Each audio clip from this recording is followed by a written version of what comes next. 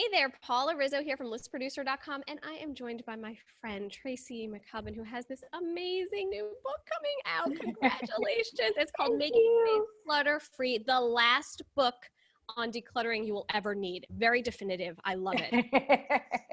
That is it.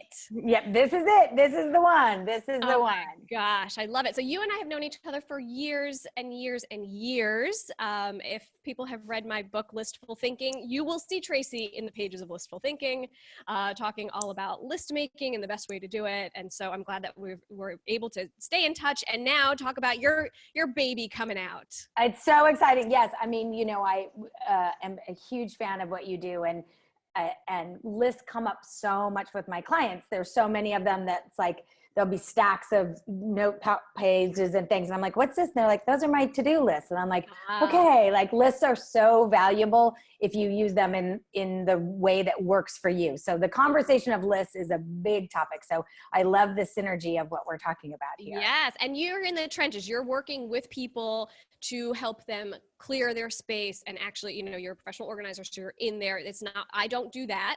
I don't go in people's homes. I just tell people, oh, you should do that. That'd be good. You know, but you're actually in there with them doing it.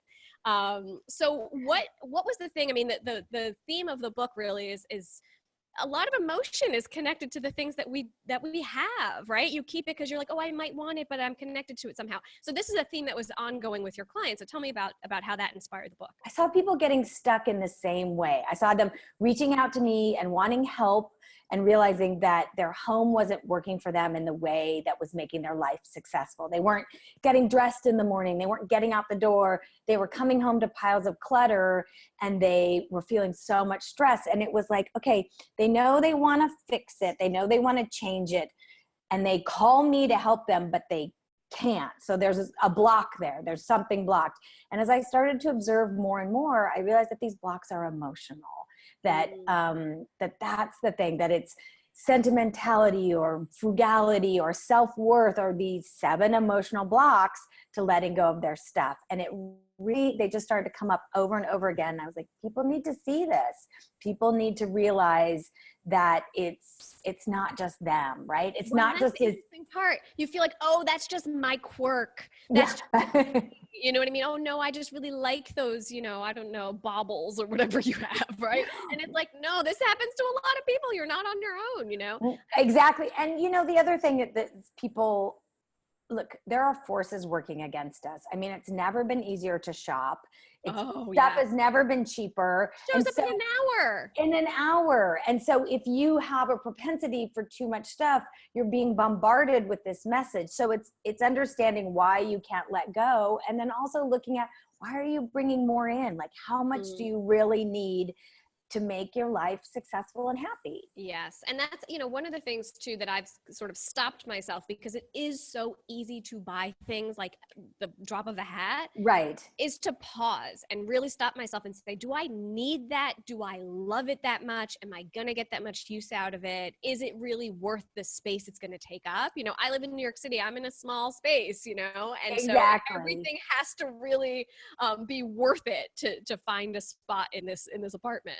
Exactly. And so that's one of the great things about the book that I'm super excited about, is not only do I talk about the blocks, the 7 emotional blocks, but I also talk about moving forward. You know, I remember speaking to Julie Morgenstern, who's also best, who I've known for years. She wrote the foreword to my book, wonderful woman. And she had told me once that she kept a lot of cookbooks, and she didn't cook.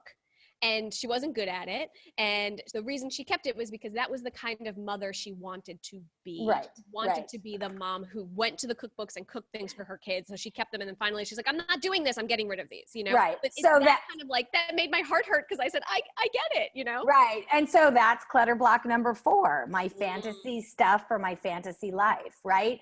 I want to be this, so I'm going to buy all this stuff for it and then think that I'm going to do it. You know, the simplest of that is exercise equipment. Like, people are like, I'm going to become a runner and I'm going to buy the most expensive shoes before they've even run around the block. And then when they do it, they hate it, but they keep it all because they're like, someday I think I'm going to be this. And what I'm saying is, your life is here and now. So your stuff should represent what you're doing now and what you want to do. And guess what? If you don't want to cook, if you don't want to be a cook, that's great. Carrie Bradshaw kept sweaters in her oven. It's okay. Yeah, exactly. Right? Like, I don't want people to feel bad about what they're not. I want them to be realistic. Ah, yes. Okay. So what about the idea of stopping yourself from things that do not, let's talk about Marie Kondo for a second, right? Her concept of what brings joy, what does not bring joy. It resonates with a lot of people. I find that I've used that for a lot of things in my life to be able to say, you know, does that speaking engagement spark joy? Yes or no? Am I going to do this? Am I going to do that? So it is a good way to filter. It's a quick, easy way, but it doesn't work for everyone. So exactly. Look, I think she started a fantastic conversation, and I think that she's getting this country to look really honestly at the amount of stuff that they have. I can't, you know, P.S. my business has never been busier because people are like, I'm sure. Totally. You know, but for a lot of people, like a huge percentage, it's an oversimplified question. You know, as a client said to me, is guilt-tinged sentimentality the same thing as joy? You know, that there are deeper, more complex things. And, you know, it's, for instance, like inherited things, right? It's like, well, does it spark joy? No, but I feel guilty. You know, I think that she doesn't. Yeah, I think that sometimes for people who have a more complicated relationship with stuff, she doesn't address the other deeper feelings. Right? It doesn't, like, well, if it's not, you know, what if it's guilt? What if it's complicated? It's complicated. It's really complicated. So my book really steps in for the people that her method didn't work for, who want to get to the next level. And they're like, I feel bad, this should work. And it's like, it's not for everybody. You know, it's just not. And I think that the conversation is fantastic, but there is, you know, it's really complicated. There is another way. There is another way there. And, you know, sometimes in this other sense, it's like some things you're like, you know, a hammer, I need it, I use it. Does it spark joy? No. You're right, exactly right. So you can't always like apply it to every single thing. You know, I like to be able to take what I like from different methods, absolutely, you know, and use what works for you, right? Absolutely. What about the idea of overwhelm? Because this is what I find a lot of people, you know, when they're trying to get productive, they're trying to make lists, they're overwhelmed by the possibility, and then they do nothing. Yes. So if you were to say to somebody, you know, here's the one thing you need to start with when you're going to, you know, think about getting rid of your clutter or assess the clutter or whatever it is, what should they be doing? I think what I always like to tell people is sort of do a walk around your house and figure out the spaces in your house that are tripping you up the most. So like, don't start with, you know, a closet full of old photos that you never look at, but are, you know, way in the back of your head. I'm saying, like, if your kitchen is cluttered to the point that you can't cook a healthy meal, maybe that's it. Or if your closet is such a mess that you can't get dressed and out the door in a reasonable amount of time, maybe it's there. So find one area and how it's tripping up your life, stopping you, and start there. You know, really kind of, really, you know, drill down. And look, I always say Rome wasn't cluttered in a day.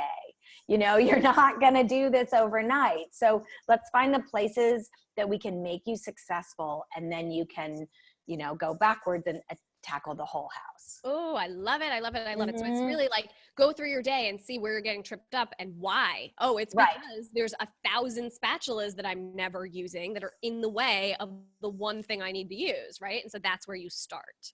That changes the game. Well, Tracy, thank you so much for chatting with me, and everyone should go check out the book. Yay! It's awesome. I'm so excited. I'm so excited to talk to your people. And I was just making my list this morning. Oh, very good. I know. And I wanted to ask you, sure. Do you personally, do you make your list at night at the end of a day or first thing in the morning? At night. I do it the night before, so that when I come in, then I'm like, okay, this is what I'm supposed to be doing. Yeah. Then I find if I do it in the morning, I get derailed already. Yeah. I'm an end of the, yeah, it's interesting. Clients ask me this all the time. I'm an end of the business day list maker. I can kind of like check it off my list, sort of shut down for the day. And then I know it informs my morning. But it's interesting because clients ask me that. That's what all works the for time. us. Exactly. You got to find what works for you, but that's, Exactly. we're twins in the list making. Excellent. Thank you. Well, thank you. And I want you to go to listproducer.com to check out your free list making starter kit.